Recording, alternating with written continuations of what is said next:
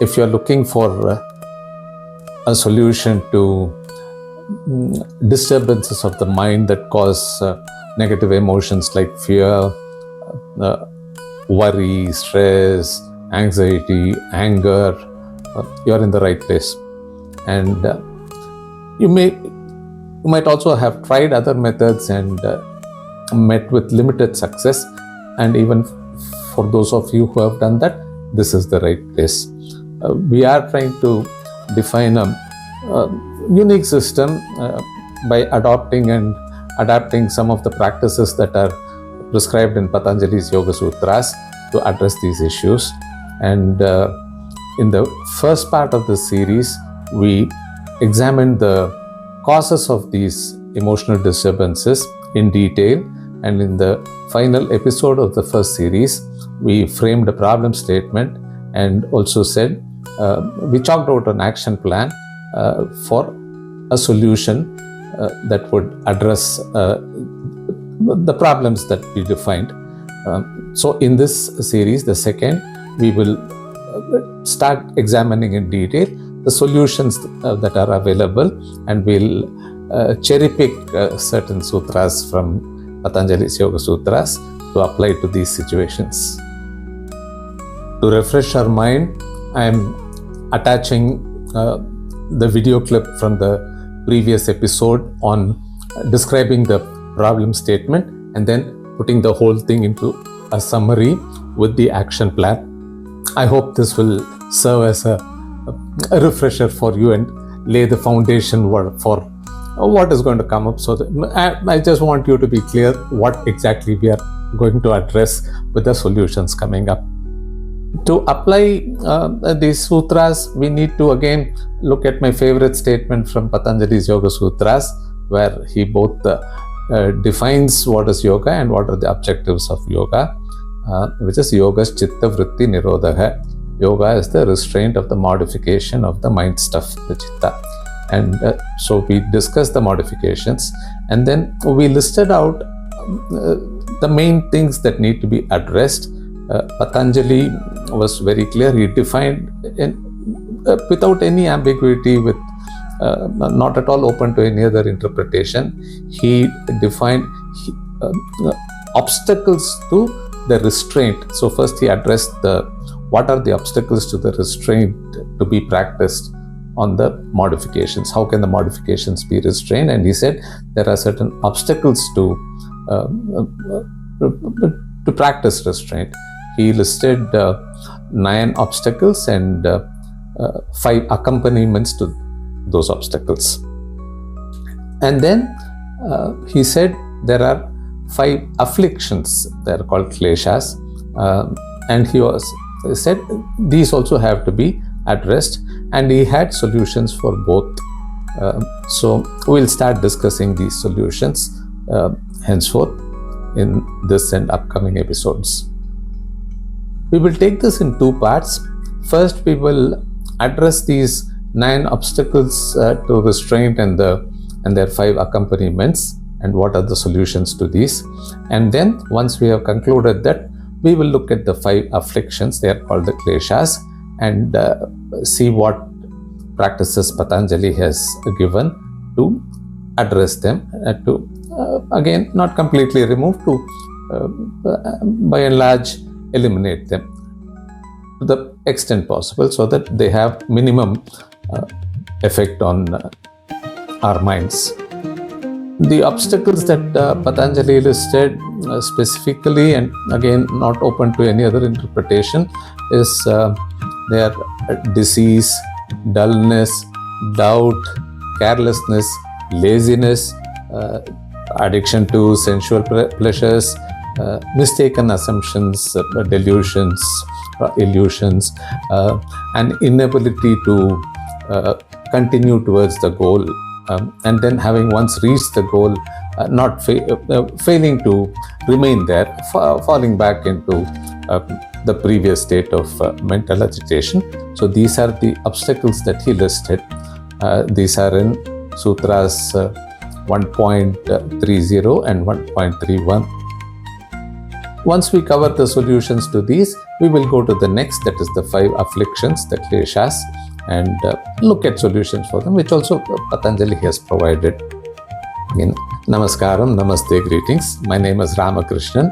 I am from Chennai, Tamil Nadu, India. Patanjali gives his solutions, the methods to be practiced to remove these obstacles in Sutras 1.32 to 1. As we have seen by now, Patanjali gives broad frameworks. He doesn't define the terms, but he just builds a framework for these solutions, and he leaves it open to for people to just build on that framework, so they can tailor make solutions to their specific circumstances. And this is something brilliant that Patanjali has done, and he uses this very often throughout the sutras. This has led to several schools of thought that have developed their own systems and solutions, but all these are based on the Yoga Sutras, and they all work, and I am trying to build one more school, that's all. The objective is the same, because Patanjali is crystal clear about the problems. This man is brilliant. What he did was he gave no room for doubt, for any assumptions or different interpretations of the problems. He was very clear, all cast in stone, and especially the definition and objective of yoga, which I always like to quote: Yogas chitta vritti nirodha. Yoga is the restraint of the modification of the mind stuff. So he's focused on restraint. So once he has defined that restraint, he also defined clearly, crystal clear terms. He listed out the problems, 9 obstacles, 5 accompaniments to the obstacles, and 5 afflictions, the Kleshas, which cause Vrittis, the modifications. There are 5 kind of Vrittis, and each there are a Vritti can have 2 attributes. Absolutely crystal clear. But the solutions, he gives very broad strokes, framework, and lets us build on it.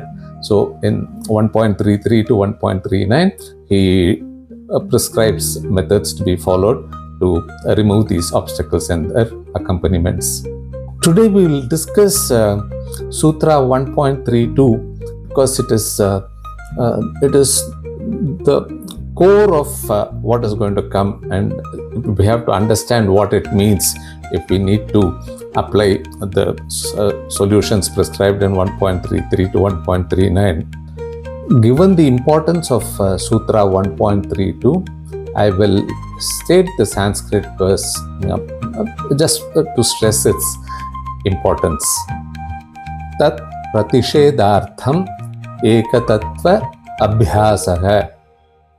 To overcome these obstacles, practice one-pointed focus. This sutra is a pivotal statement. It's a bridge between what is stated in 1.30 and 1.31, that lists the obstacles and their accompaniments, and to what is going to come, that is sutras 1.33 to 1.39, where the solutions are prescribed. So he's basically saying you need to have one-pointedness, focus, and please note the use of the word abhyasaha.